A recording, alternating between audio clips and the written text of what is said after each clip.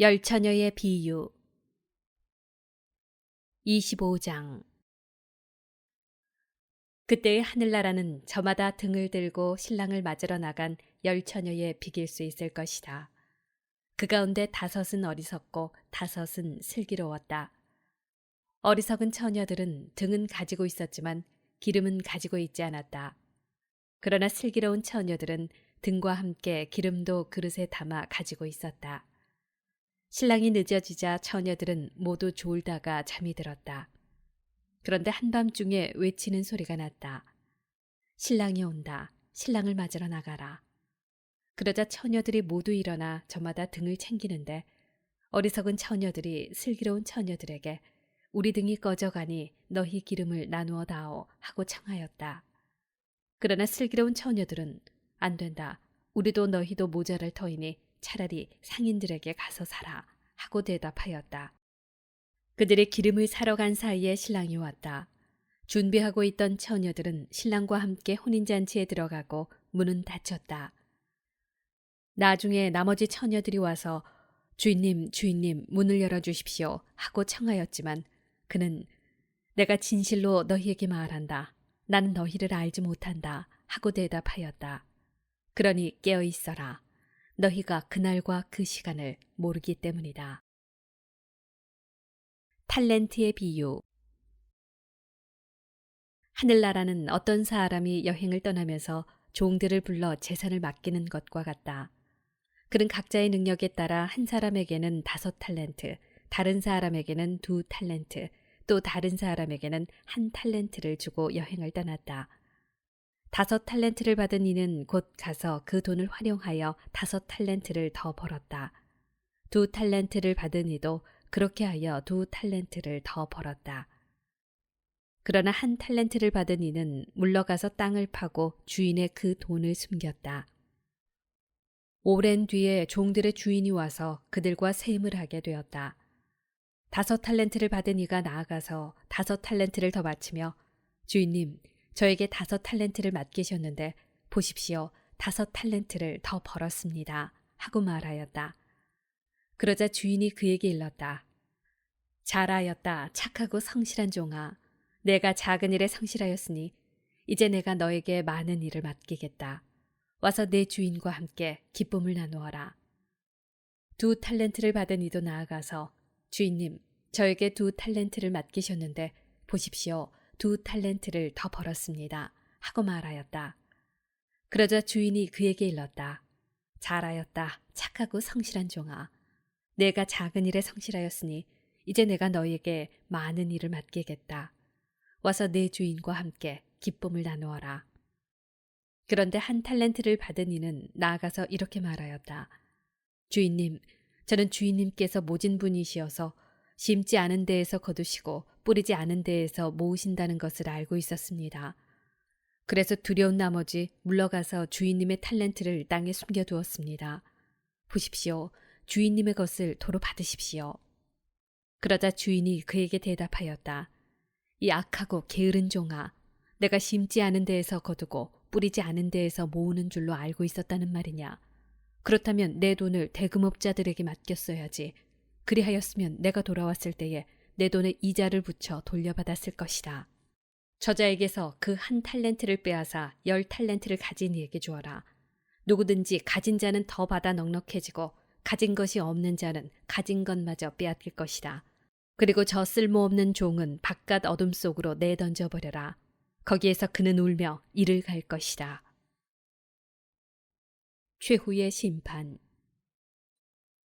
사람의 아들이 영광에 쌓여 모든 천사와 함께 오면 자기의 영광스러운 옥좌에 앉을 것이다. 그리고 모든 민족들이 사람의 아들 앞으로 모일 터인데 그는 목자가 양과 염소를 가르듯이 그들을 가를 것이다. 그렇게 하여 양들은 자기 오른쪽에, 염소들은 왼쪽에 세울 것이다. 그때 임금이 자기 오른쪽에 있는 이들에게 이렇게 말할 것이다. 내 아버지께 복을 받은 이들아, 와서 세상 창조 때부터 너희를 위하여 준비된 나라를 차지하여라. 너희는 내가 굶주렸을 때에 먹을 것을 주었고 내가 목말랐을 때에 마실 것을 주었으며 내가 나그네였을 때에 따뜻이 맞아들였다. 또 내가 헐벗었을 때 입을 것을 주었고 내가 병들었을 때에 돌보아 주었으며 내가 감옥에 있을 때에 찾아주었다. 그러면 그 의인들이 이렇게 말할 것이다. 주님, 저희가 언제 주님께서 굶주리신 것을 보고 먹을 것을 드렸고 목마르신 것을 보고 마실 것을 드렸습니까? 언제 주님께서 나그네 되신 것을 보고 따뜻이 맞아드렸고 헐벗으신 것을 보고 입을 것을 드렸습니까? 언제 주님께서 병드시거나 감옥에 계신 것을 보고 찾아가 뵈었습니까? 그러면 임금이 대답할 것이다. 내가 진실로 너희에게 말한다. 너희가 내 형제들인 이 가장 작은 이들 가운데 한 사람에게 해준 것이 바로 나에게 해준 것이다. 그때의 임금은 왼쪽에 있는 자들에게도 이렇게 말할 것이다.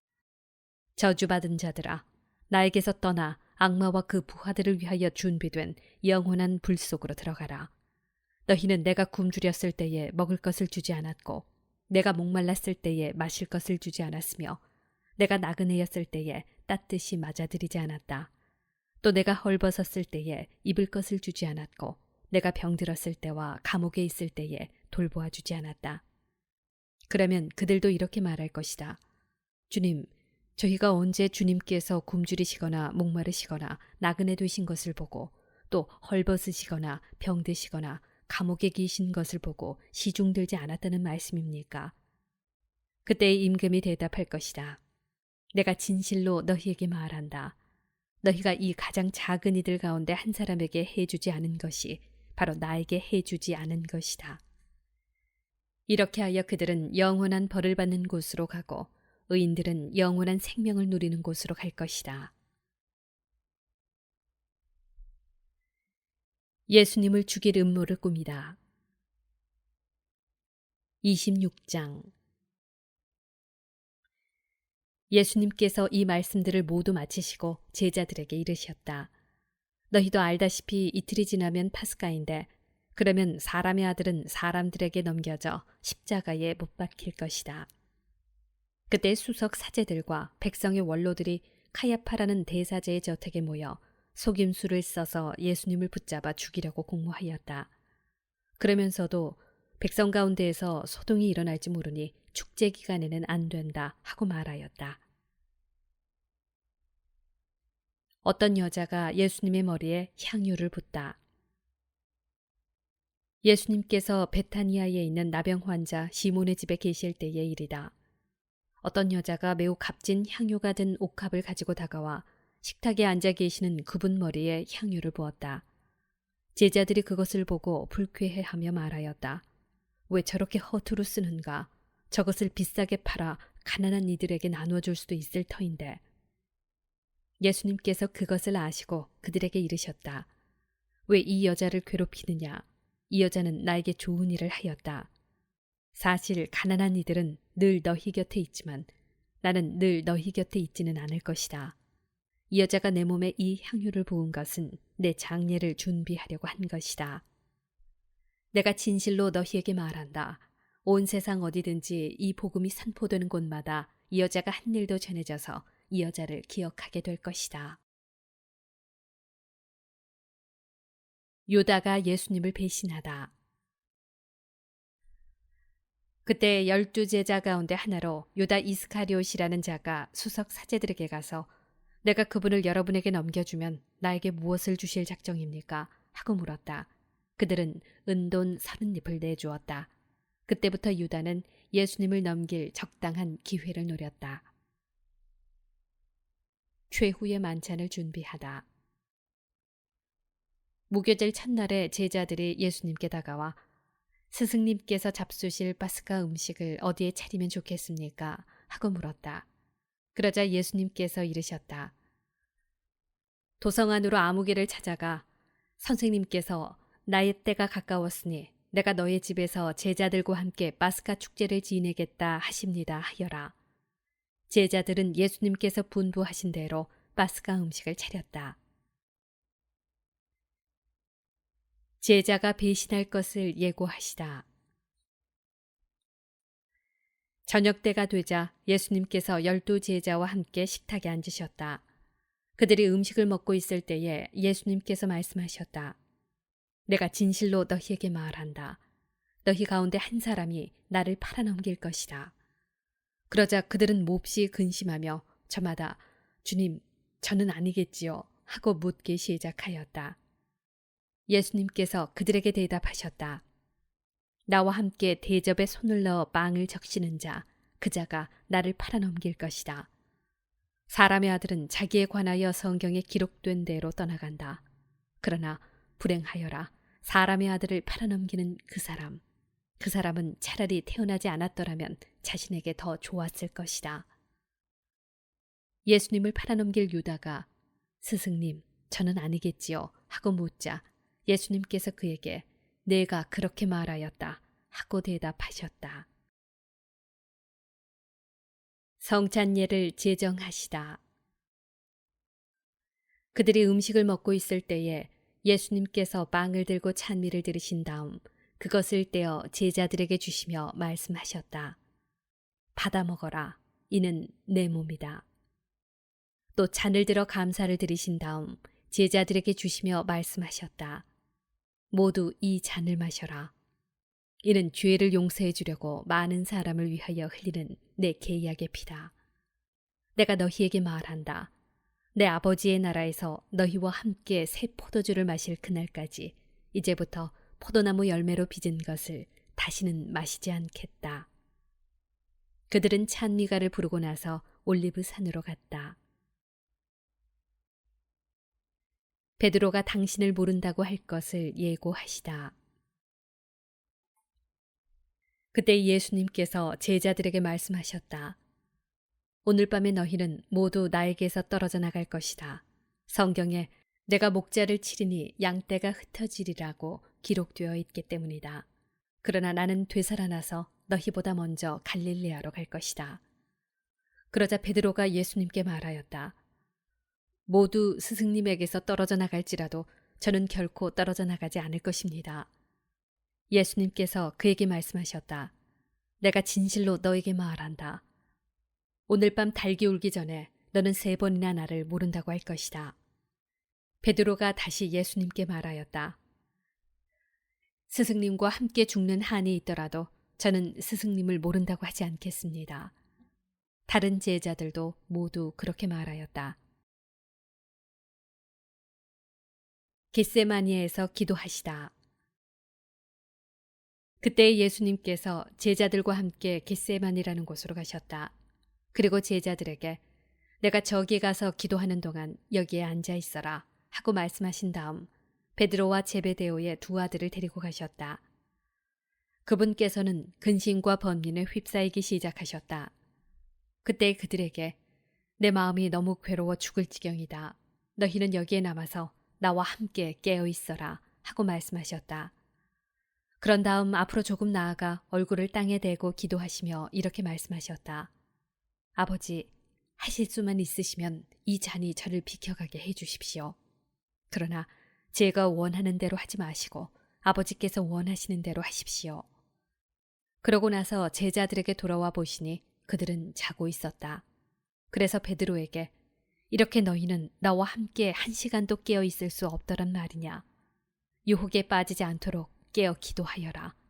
마음은 간절하나 몸이 따르지 못한다 하시고 다시 2번째로 가서 기도하셨다. 아버지, 이 잔이 비켜갈 수 없는 것이라서 제가 마셔야 한다면 아버지의 뜻이 이루어지게 하십시오. 그리고 다시 와 보시니 그들은 여전히 눈이 무겁게 감겨 자고 있었다. 예수님께서는 그들을 그대로 두시고 다시 가시어 3번째 같은 말씀으로 기도하셨다. 그리고 제자들에게 돌아와 말씀하셨다. 아직도 자고 있느냐? 아직도 쉬고 있느냐? 이제 때가 가까웠다. 사람의 아들은 죄인들의 손에 넘어간다. 일어나 가자. 보라, 나를 팔아넘길 자가 가까이 왔다. 잡히시다. 예수님께서 아직 말씀하고 계실 때에 바로 12제자 가운데 하나인 유다가 왔다. 그와 함께 수석 사제들과 백성의 원로들이 보낸 큰 무리도 칼과 몽둥이를 들고 왔다. 그분을 팔아넘길 자는 내가 입맞추는 이가 바로 그 사람이니 그를 붙잡으시오 하고 그들에게 미리 신호를 일러두었다. 그는 곧바로 예수님께 다가가 스승님 안녕하십니까? 하고 나서 그분께 입을 맞추었다. 예수님께서 친구야, 내가 하러 온 일을 하여라 하고 말씀하셨다. 그때 그들이 다가와 예수님께 손을 대어 그분을 붙잡았다. 그러자 예수님과 함께 있던 이들 가운데 한 사람이 칼을 빼어들고 대사제의 종을 쳐서 그의 귀를 잘라버렸다. 그때 예수님께서 그에게 이르셨다. 칼을 칼집에 도로 꽂아라. 칼을 잡는 자는 모두 칼로 망한다. 너는 내가 내 아버지께 청할 수 없다고 생각하느냐? 청하기만 하면 당장에 12군단이 넘는 천사들을 내 곁에 세워주실 것이다. 그러면 일이 이렇게 되어야 한다는 성경 말씀이 어떻게 이루어지겠느냐? 그때 예수님께서는 그 무리에게도 이렇게 이르셨다. 너희는 강도라도 잡을 듯이 칼과 몽둥이를 들고 나를 잡으러 나왔단 말이냐? 내가 날마다 성전에 앉아 가르쳤지만 너희는 나를 붙잡지 않았다. 예언자들이 기록한 성경 말씀이 이루어지려고 이 모든 일이 일어난 것이다. 그때 제자들은 모두 예수님을 버리고 달아났다. 최고의회에서 신문을 받으시다. 그들은 예수님을 붙잡아 카야파 대사제에게 끌고 갔다. 그곳에는 율법 학자들과 원로들이 모여 있었다. 베드로는 멀찍이 떨어져 예수님을 뒤따라 대사제의 저택까지 가서 결말을 보려고 안뜰로 들어가 시종들과 함께 앉았다. 수석 사제들과 온 최고의회는 예수님을 사형에 처하려고 그분에 대한 거짓 증언을 찾았다. 거짓 증인들이 많이 나섰지만 하나도 찾아내지 못하였다. 마침내 두 사람이 나서서 이 자가 나는 하느님의 성전을 허물고 사흘 안에 다시 세울 수 있다고 말하였습니다. 하였다. 그러자 대사제가 일어나 예수님께 당신은 아무런 대답도 하지 않소. 이 자들이 당신에게 불리한 증언을 하는데 어찌 된 일이요? 하고 물었다. 그러나 예수님께서는 입을 다물고 계셨다. 대사제가 말하였다. 내가 명령하오. 살아계신 하느님 앞에서 맹세를 하고 당신이 하느님의 아들 메시아인지 밝히시오. 예수님께서 그에게 말씀하셨다. 내가 그렇게 말하였다. 나는 너희에게 말한다. 이제부터 너희는 사람의 아들이 전능하신 분의 오른쪽에 앉아 있는 것과 하늘의 구름을 타고 오는 것을 볼 것이다. 그때 대사제가 자기 겉옷을 찢고 이렇게 말하였다. 이제가 하느님을 모독하였습니다. 이제 우리에게 무슨 증인이 더 필요합니까? 방금 여러분은 하느님을 모독하는 말을 들었습니다. 여러분의 의견은 어떻습니까? 그들이 대답하였다. 그 자는 죽을 죄를 지었습니다. 예수님을 조롱하다.